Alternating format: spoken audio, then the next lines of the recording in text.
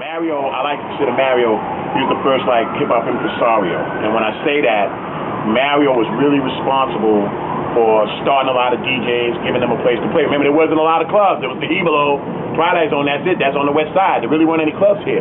But Mario was able to get to school, 123. And he gave a lot of cats their start. Busy B. Starsky. Right. He gave Cool D a venue to play, even though Cool D was playing in the club. But Cool D would play hip-hop for us. Bambaataa, not just Bronx River, but coming over here this side of 123. Numerous other DJs, Breakout, all of them cats played in 123 at one time or another. So Mario was really responsible for that. Explain the importance of Disco King Mario for people who don't. Well, Disco King Mario was one of the founding fathers of hip-hop also. Everybody knows Hurt, everybody knows Bam, but most people don't know a Disco King Mario because, rest in peace, the brother passed away a few years ago. But Mario was the DJ who was running things in the Bronx Dale projects. And the first time I saw hip-hop was in the community room with Disco King Mario cutting up Got to Get a Nut.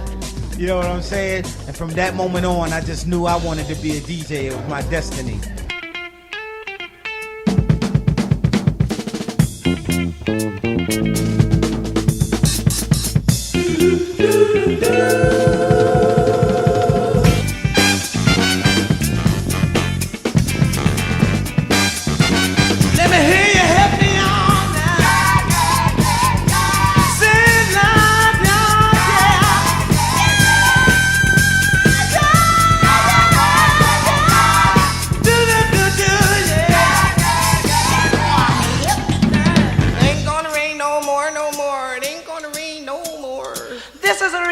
This is a recording. Can't get enough of that sugar creeps. Try it, you like it. Try it, you like it. But I tried it, and it wasn't it. I think I'm gonna get sick. Whoa! In the valley of the Jordan. I'm flaking out, bitch. I'm flaking out, bitch. I'm flaking out, bitch. I'm flaking out, bitch. I can't believe I ate the whole thing. But you did eat it, Ralph. You know good and darn well you ate it. Little boy Blue go blow your home. You break your neck trying to blow your home. Charlie says he loves my good and plenty. Cause it's finger licking good. It's finger licking good.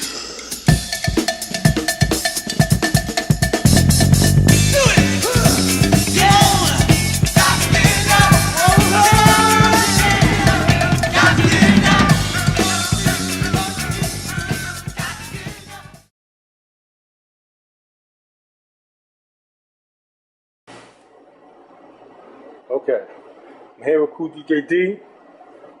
Now, tell me about this equipment you got here. Okay, this is my GLI speakers right here that I first used when I first came out in Noble Park and Bronxdale. I got the top to go with it, but that's in the back there. Now, what year is this you had these speakers? It's 1973.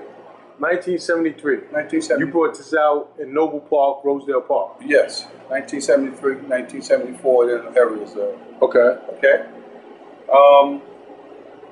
This is the mixer that was the first CROSSFADE mixer in the Bronx. First one is the GLI Disco 3800. Okay, now wait a minute. You said this is the first mixer in the Bronx, CROSSFADE. Yes, it was. Now, that means that Grandmaster Flash made this? Nah, he didn't make that. I don't think he ever made a mixer.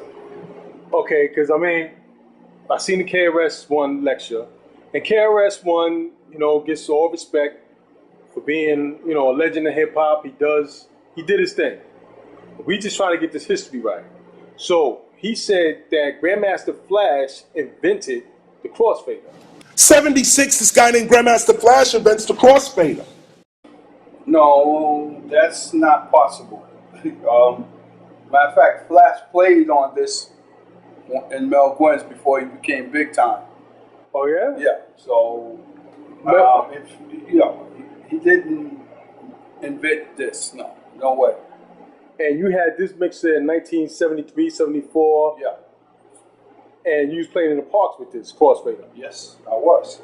Now, you said he played on this at Mel Gwynn's. What's that? What's Mel Gwynn? That was a club down at 42nd Street in Park Avenue.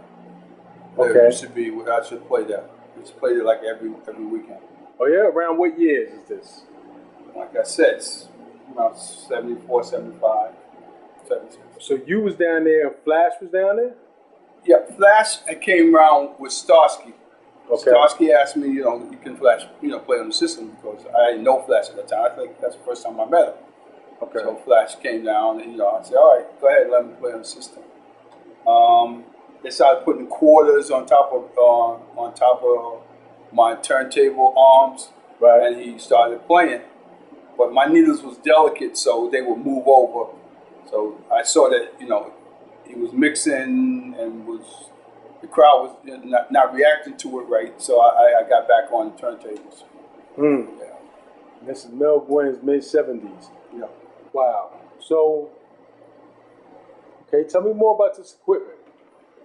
All right, this is the CROSSFADE mixer, 3800. The only one that had this before me was Plummer. I mean, that's only one other guy. That's who I got it from, Plummer. Okay. Plummer. Yeah, DJ Okay. Plummer. So you saying you was the first one in the Bronx with this? Yes, first one in the Bronx with CROSSFADE mixer. See how wide it is? Wow. It was made for mixing, mixing music. So wide the CROSSFADE. Now the CROSSFADE these days are all half that size, shorter. Wow. All right, this is the master control for it. This is for your auxiliary buttons. I could hook up, I used to hook up an 8-track to it sometime. Okay. A cassette player. And this is the microphone knob here. Plug in the mic here. And this is for the your cue. Well, this is your cue right here. This is table 1. This is turntable 2. And this is for auxiliary right here, if you want to listen in on it. Wow. Okay. And this is your CROSSFADE right here. Wow. And these knobs here are the volume for your turntables. Okay. So this is turntable 1, this is turntable 2. So you're saying that this is the actual equipment that Mario was playing on back in 73, 74 at Rosedale Park? Yes, for this. And Lovebug Starsky, you said was with y'all? Yeah, Lovebug Starsky played on this equipment. Wow. Flash played on the equipment. Busy Bee rapped on the equipment. I mean, a lot of guys that were around me at the time before they became marquee names. Right. Before they made their records and all that stuff. Mm. Yeah, so. Wow. So, right. So I guess this was at that time unheard of. Teenagers with this big equipment, right? I mean, yeah. These are the speakers. Now, what is this? This is a preamp. What is this? That's a preamp that hooked up into the mixer here. You needed a preamp to go hook up to your amplifiers. Okay. Or just give it signal. Okay. And you have your bass and your tremble and your presence up here on this thing. You have you can hook up auxiliary things to this too, like a cassette player or whatever. Now, okay, so you saying nobody had this type of equipment in the Bronx when you was doing this? Right. What about Kool Herc? Did he have this? Kool Herc had a mixer, a knob mixer where you used to mix with the knobs. DJs are still using amps and knobs and stuff like that. I think from like guitar equipment, like, instruments, big column speakers. Okay. With like, I think maybe 12-inch speakers inside of them, the long ones. Okay.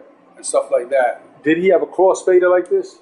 Not before me. No. Not in 73, 74. Right. He didn't have that. So 73, 74. What did you tell me before? You said that, Tyrone said that Kool Herc went out and got the same equipment that y'all got? Why did Herc go and buy the same equipment that we had?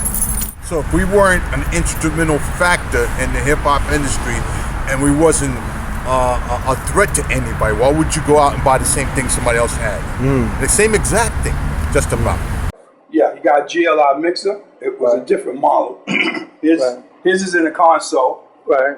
It's a different model, a later model because this is the earlier one. And he had GLI speakers, which he got the other ones, bigger ones than these. Okay. And he has a Macintosh like I got over there. Oh, right, the Mac. I didn't look at the Mac you got over there. Right. He bought the same one, the 2300. Okay. Okay. Same thing as mine. Just like Mario, when he got his equipment, bought him a Macintosh too. Right. That was the Cadillac or the Mercedes of the amplifiers. Okay, so what is this behind? This is more speakers down here. What is this? These are custom speakers. They got 4 15 inches in them. I use them for bass, sometimes mid bass. And then I had, which I don't have here, was my 18-inch Cervin Vegas folded horns. Now that's the speakers they was calling the ass kickers. Oh, okay. Yeah. The Cervin Vegas. Yeah, there was the ass kickers that they said that Mario had. But, right. But it was me. People thought it was Mario's equipment. Right. But it was actually your equipment. Yeah. Right. So, so these are the speakers. How many speakers did you have? This is 4? How many speakers did you have at first? And plus the Cervin Vegas. So yeah, I got I had these two first. I had these two first. Right. And I got 2 tops that goes tops over there. They got mid-range speakers in it and tweeters. I had these 2 first. Okay.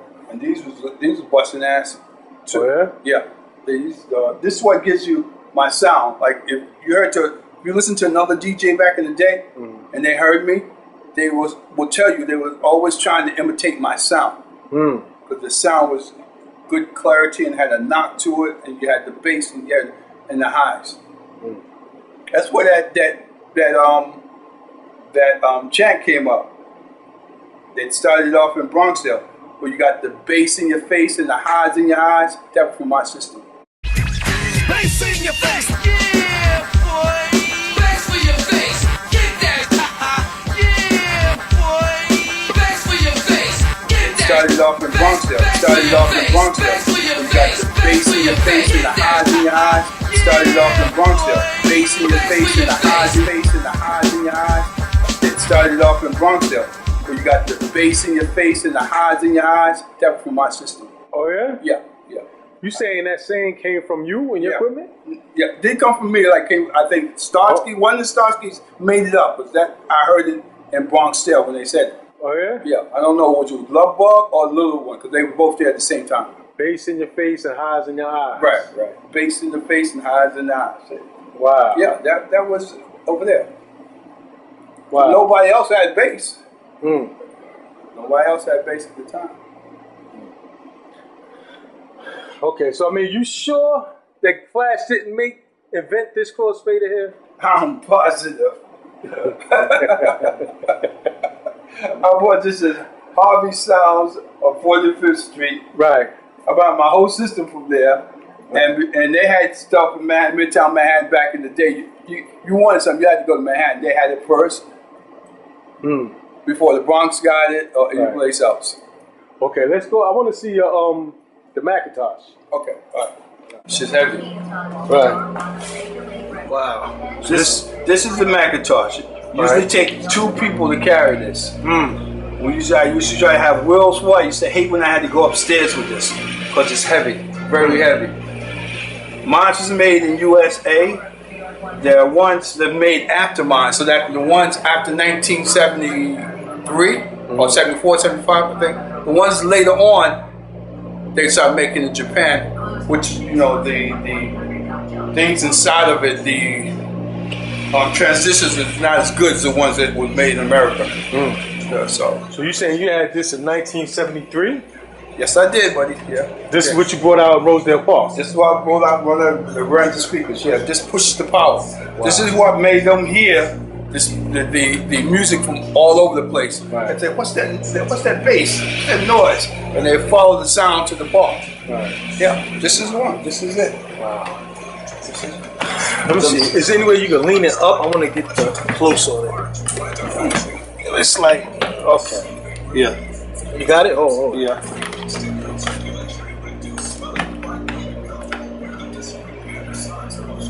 Okay. Wow. So do they still make this type of stuff nowadays? Different? It's different. It's not made like this.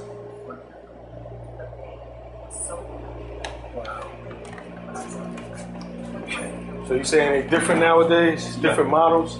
Yeah.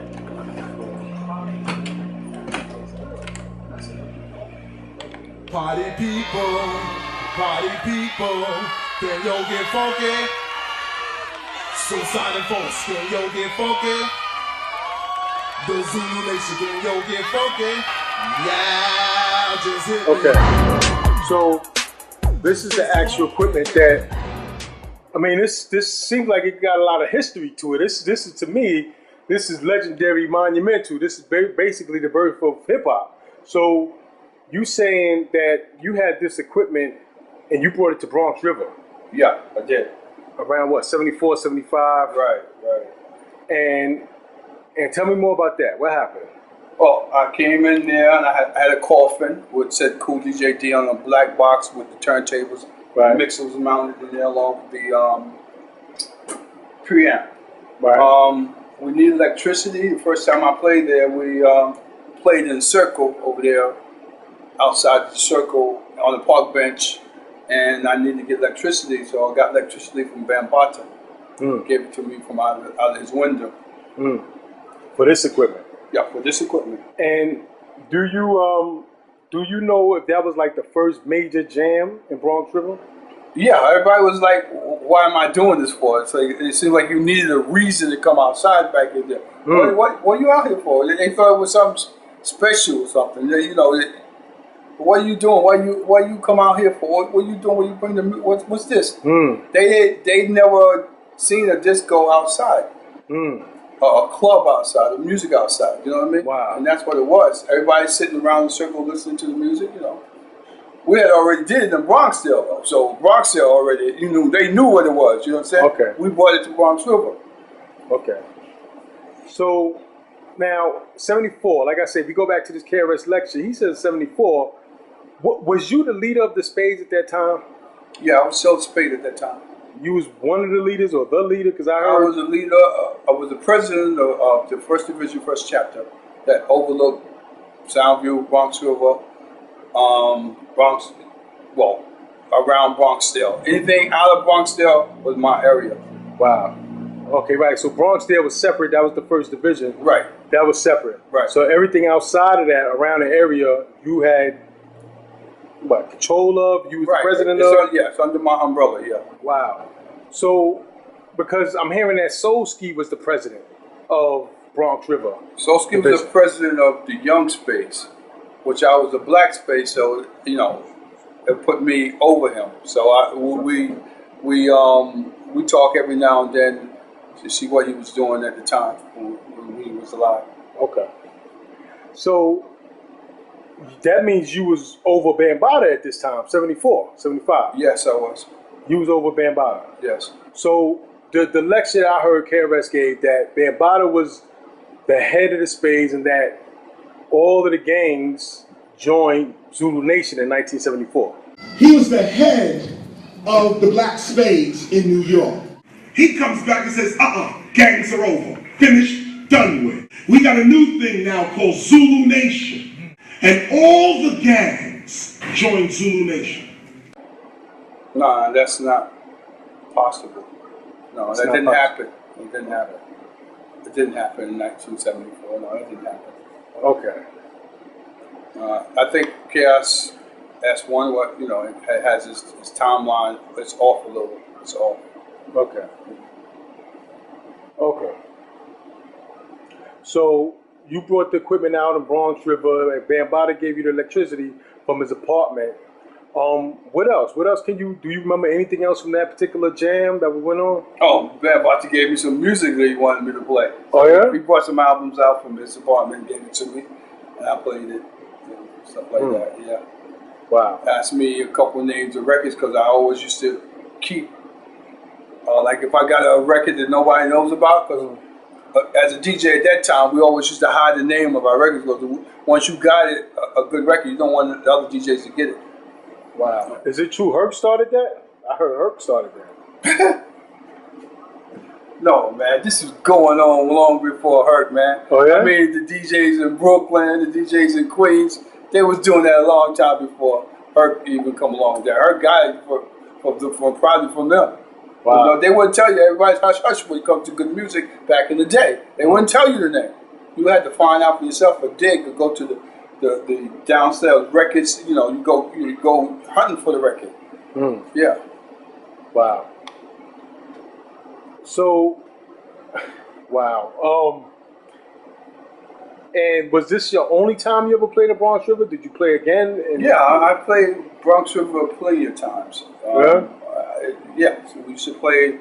We moved from the circle to the stage. I played inside the Bronx River.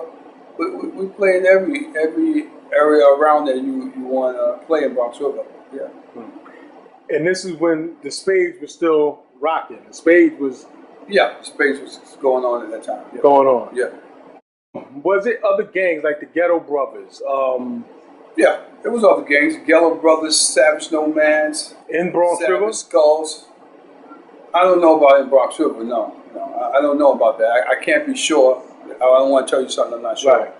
But no, I never heard any Savage Skull in Bronx River, no. Or they was outside the gang, you know. Right. And they mostly would, you know, consist of Latin people at that time. The Ghetto Brothers, right. The Savage No Mans, and the Savage Skulls, and most Latin brothers. Okay, so when you played in Bronx River 74, 75, do you remember Zulu Nation at all at that time? I never heard of Zulu Nation at that time, no. No. Okay, so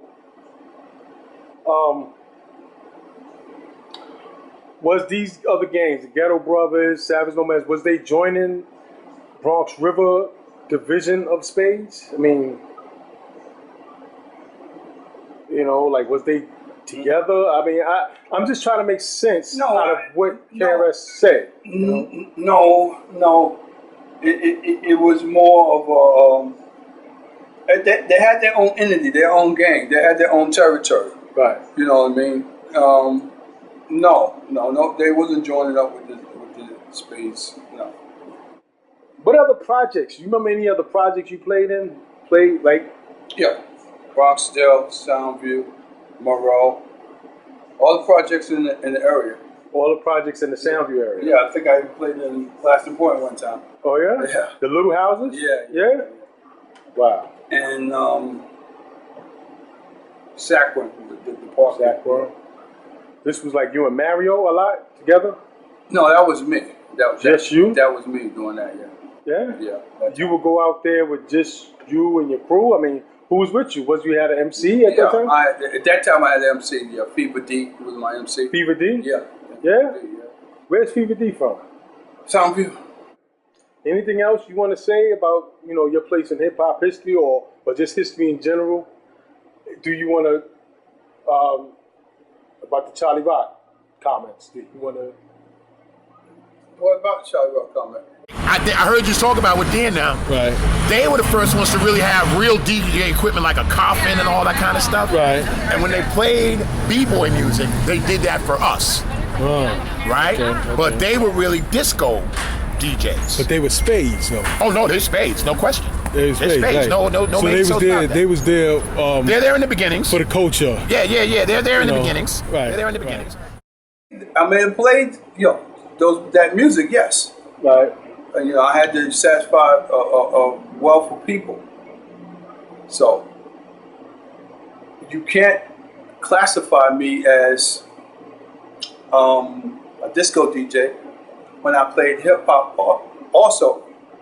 I say when you was a gangster, right. You was a gangster, especially a leader in the gangsters. Yeah. With the gang, ain't no way. I mean, disco DJ, I don't think is a good description of you. No.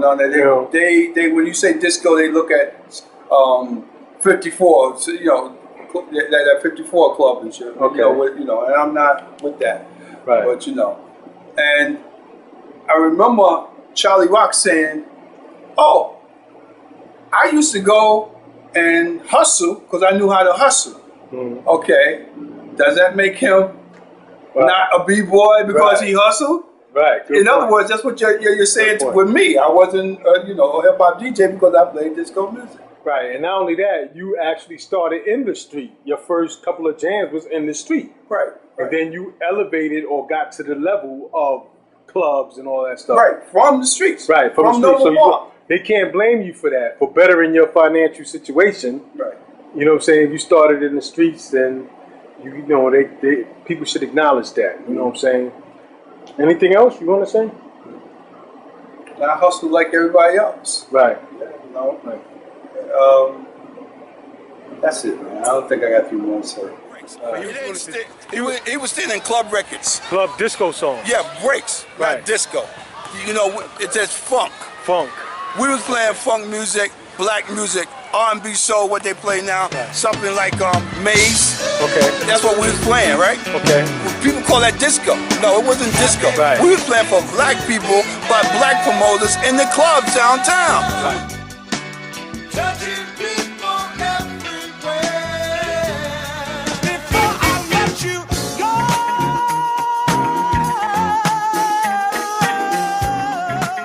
Now y'all had your equipment before Mario. Mario didn't have no equipment at this time, right? Yes, right. So Mario, from what I understand, he had to do his little hustle to get his equipment. Right. So that was after. Right. Do you remember when Jazzy J was playing for Mario?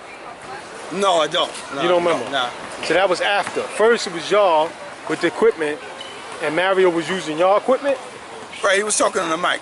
He was on, right. But we were doing all the mixing and everything. Oh, okay, because everybody thought that was Mario's equipment back in No, it 73, wasn't. It was 74. ours. That was yours. Yeah, like when I watched the interview and the guy said that Mario used to come out with the ass kickers. We had the ass kickers. Oh, okay. Mario had the eliminators. The eliminator. Yeah, that's what he had. That's the name of the speaker. It's Eliminators. Okay. Yeah, so I knew that they was confused at that point. Yeah, I guess because I'm playing, they see Mario on the mic. You know, so Mario was the showcase. He was Yeah, the Mario, flamboyant. yeah. You was probably more like maybe quiet Yeah. or maybe like Laid back. Laid back. Yeah. Right. Yeah. Wow. So everybody thought your equipment was his. Exactly. Yeah, Right. but I didn't know that at the time. Because Right. I would cut off the mic. No, give me that mic, man. I know, but Right. yeah. All right. So 73, 74, 75, y'all was playing black music. Y'all was playing funk, James Brown. Y'all was Yeah. playing, whatever the children was listening to. Right. Sex Machine, all that stuff. Right.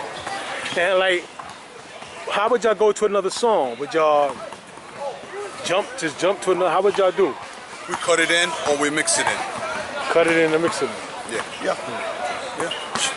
Charlie Rock used to love the way I mixed. Oh yeah? Yeah. Ask him about that. Oh, so you remember Charlie back in the day? Yeah. He'd be in the crowd yelling, yeah, get it, D. Yeah? Get it, D. Yeah. Ask him about that. Yeah. Okay? Well, Hey, that's good. All right. Anything else? That's good. I'm good. All right. You know I thank the sun rises and shines.